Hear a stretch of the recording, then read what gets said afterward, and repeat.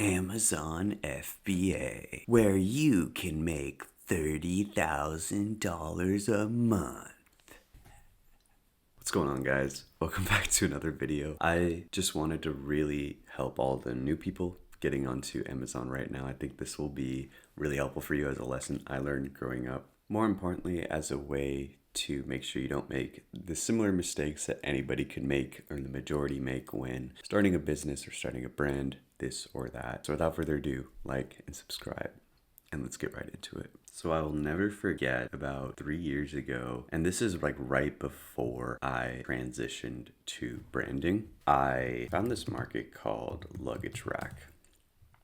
And had so much revenue in it, so many people making money, and I truly thought I could make $30,000 a month. No, but I actually legitimately thought if I added wheels to these things, because essentially what they're for, Airbnbs, hotels, this or that, to move your luggage around or just to put your luggage somewhere. So I thought, hey, if I put wheels on it, it would look so different. I would sell a good amount, you know? And oh my goodness, this all just such a stressful thing. First of all, finding a manufacturer in China, this was 3 years ago, to put wheels on this thing was so difficult because every sample cost over $200. So if they got something wrong, I had to resend me another sample. So I probably paid almost $1,000 in samples, which was absolutely terrible.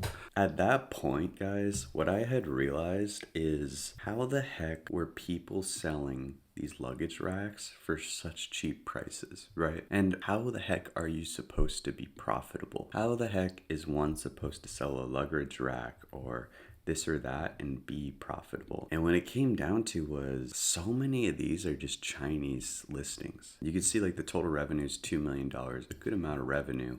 But like, look at these guys. They sell a 2-pack of them, a 2-pack for $35. Like, it all like really kind of blew my mind of like, okay, I'm gonna have to sell this thing for $50 for just a 1-pack, right? And I'm just gonna be getting price cutted this whole time by people that have lower prices than me. And I will just have to keep lowering my price over time. And what's crazy is I remember, guys, like one costing like $7, right? And that would be 14 for 2 of them, right? And then the shipping cost, guys, was like $10, $5 a unit. It was ridiculous. And so what I came to realize was like a lot of these Chinese sellers, guys, weren't even making money. They just wanted to get reviews. And so it kind of made me almost stop doing Amazon because I was like, this is just not gonna work. I am tired of going against $24.99, like these type of listings that are just stealing all the customers, right? The ones that are saying, oh, this is the cheapest one, I'm gonna get it. This is the cheapest one I'm gonna get. And it wasn't until I ran into brands, I ran into enthusiast customers and enthusiast niches that people were pricing 3 times higher, 4 times higher than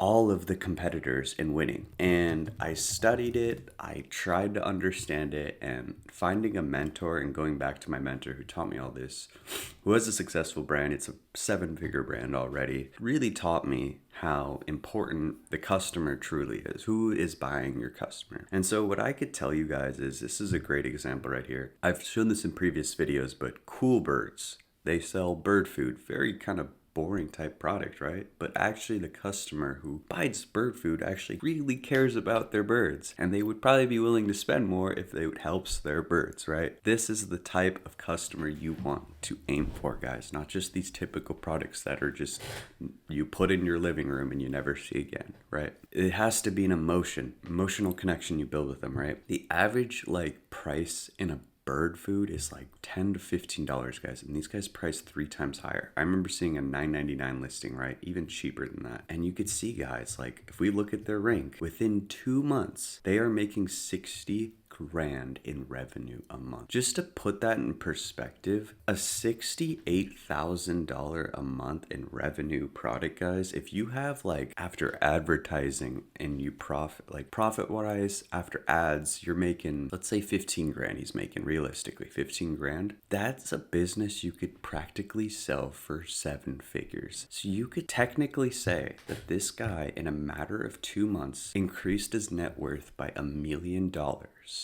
in 2 months, because he could sell this thing right now, probably by the end of the year, close to $1 million. He would just need 12 months of revenue. So as long as he keeps this up or stays within the range, or in really good months goes higher to average it out, it could be a 7-figure brand. But what he's probably going to do, guys, which is even more smart, he's going to add more listings to this. He's going to add a bigger one. He's going to add a second variation for, the following he's created or customers on his email list. That's where you scale to 8 figures, right? Is you don't just say, hey, this worked really well. You say, what else can we do more to give this customer what they deserve, right? So don't make the mistake I made of buying thousands of dollars in samples to try to beat Chinese competitors and then realizing at the end that the customer truly doesn't care about something that you're trying to come up with. It's just you that cares. Really aim for who the customer is and go for that, right? Start with who the customer is. So hope you guys have a great day. Really think about this. And yeah, I have all my links down below if you want to work with me one-on-one. You want to ever use Helium 10, I use it for all my product research and finding who the customer is, this or that. All of my product research on Helium 10, I have a link down below to save you money on that. So you guys have an amazing day. Later.